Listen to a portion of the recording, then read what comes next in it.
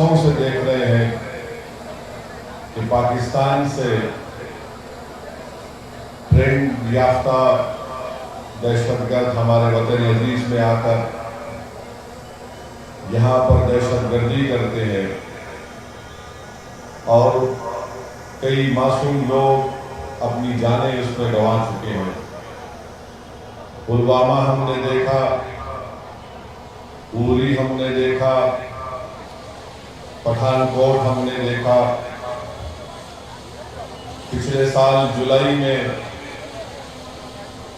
ویشنو دیوی کے قریب ایک مقام پر 7 ٹورسٹ سیاح کو مار دیا گیا۔ یہ بڑا ہی افسوسناک واقعہ ہے کہ دہشت گرد آ کر خواتین اور بچوں کو الگ کرتے ہیں، مرد لوگوں کو الگ کرتے ہیں، ان سے ان کا مذہب پوچھ کر، اور اگر وہ مسلمان نہیں ہے تو ان کو گولی مار دیے۔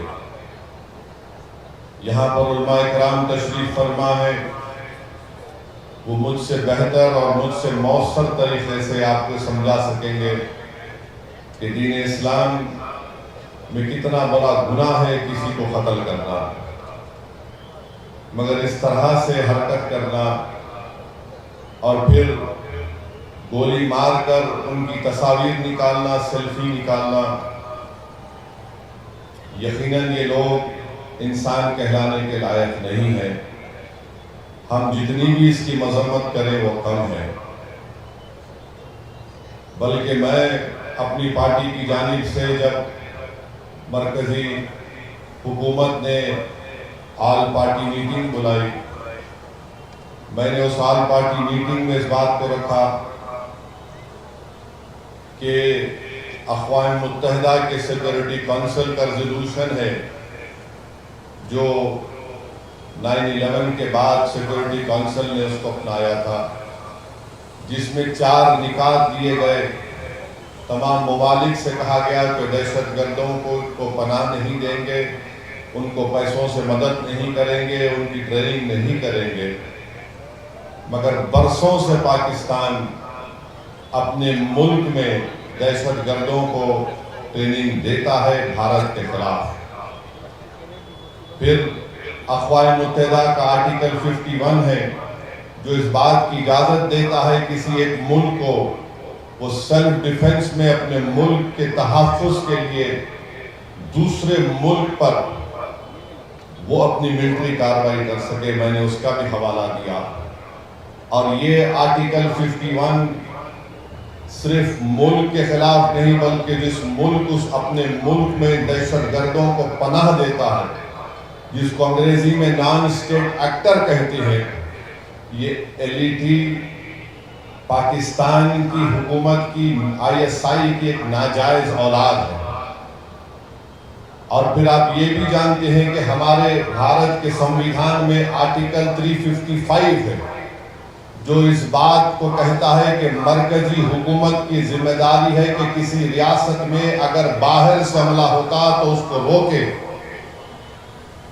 اور بین الاقوامی قانون ہم کو اس بات کی اجازت دیتا ہے کہ ہم پاکستان کی ایئر فورس، پاکستان کی نیوی کا بلاکیٹ کریں، اور کرنا بھی چاہیے۔ ہم کو اس بات کی اجازت دیتا ہے کہ ہم انٹرنیٹ کا اس کو جیم کریں، ہیکنگ کرائیں ہمارے ایتھیکل ہیکرز کے ساتھ جو اس ملک میں بڑے پیمانے پر ہیں۔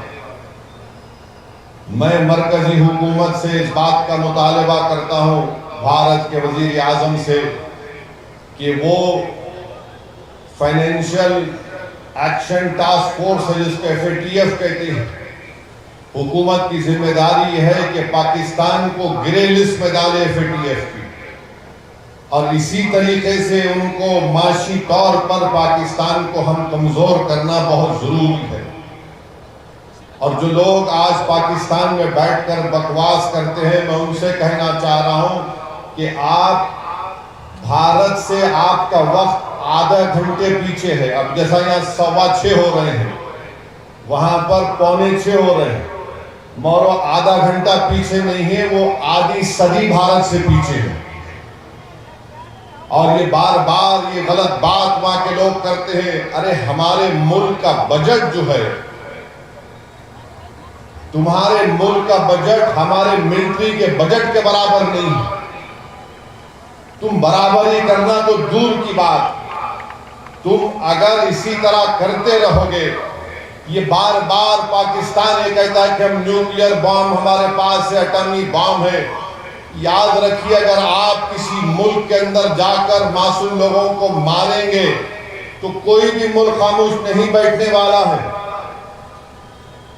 چاہے حکومت کسی کی بھی ہو۔ مگر اس طرح سے آ کر ہماری بھارت کی سرزمین پر حملہ کرنا اور مذہب پوچھ کر کسی کو گولی مارنا، تم کون سے دین کی بات کر رہے؟ تم تو خوارج سے بدتر ہو، تم تو آئیسس کے جانشین ہو جو حرکت کیے ہیں۔ تو میرے عزیز دوستوں اور بزرگوں، ہم ہمارے ملک کے وزیر اعظم سے بھی کہیں گے کہ جب کشمیر ہمارا اٹوٹ حصہ ہے اور رہے گا انشاءاللہ، تو کشمیری بھی ہمارا اٹوٹ حصہ ہے۔ ہم کبھی بھی کشمیریوں کے خلاف یہ جو ٹی وی چینل پر یہ بڑے بڑے اینکر بیٹھ کر گفتگو کر رہے ہیں، بے شرم ہے یہ پورے اینکر۔ اگر کشمیر ہمارا اٹوٹ حصہ ہے اور رہے گا تو کشمیری بھی ہمارا اٹوٹ حصہ ہے۔ کیسے ہم ان پر شک کر سکتے ہیں؟ وہ کون تھا جو دہشت گردوں سے ان کا ہتھیار لیتے ہوئے جس کی جان چلی گئی؟ وہ کون تھا جو اپنے کھندے پر زخمی لوگوں کو بٹھا کر 40 منٹ چل کر نیچے لے کر آیا؟ وہ کون تھا؟ وہ کشمیری تھا جو ایک معصوم بچے کو اٹھا کر اس کی جان بچا رہا تھا۔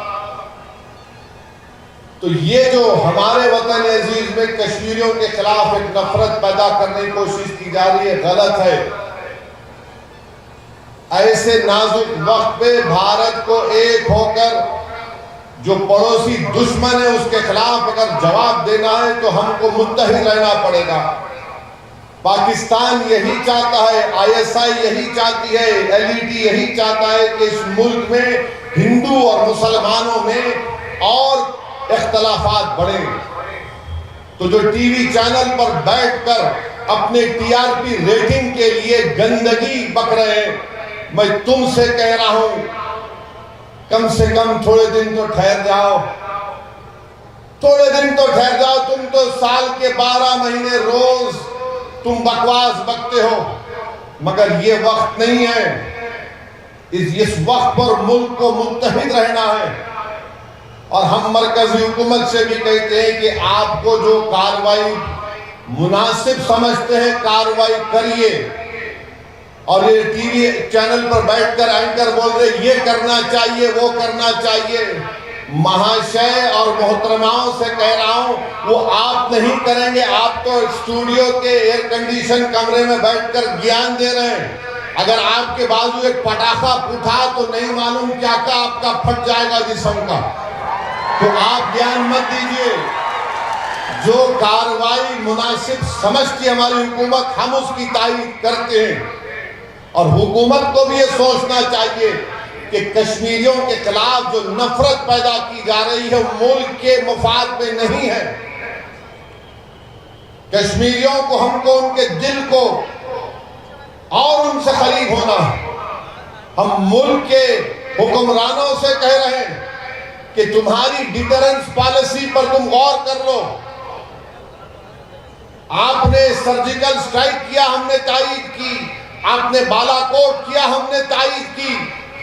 آپ نے نوٹ بندی کی، کہا کہ دہشت گردی ختم ہو جائے گی، مگر پڑوسی ملک سے لوگ آ رہے ہیں، تمہاری ڈیٹرنس پالیسی کو دیکھ لو۔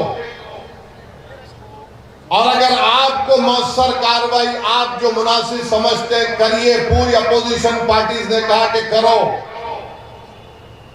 مگر ایسی کارروائی کرو کہ دوبارہ کسی بھارتیہ کی جان نہ جائے، کوئی دہشت گرد آ کر یہاں پر حملہ نہ کرے۔ آپ ایک مؤثر کارروائی کرو۔ اور بار بار مجھے تو میڈیا والے بول رہے کہ پاکستان کے وہ ایسا بولے وہ ایسا بولے۔ میرے بھائی، ملک بہت بڑا ہے، میں نے آپ سے کہا کہ پاکستان ہم سے آدھی صدی پیچھے ہے.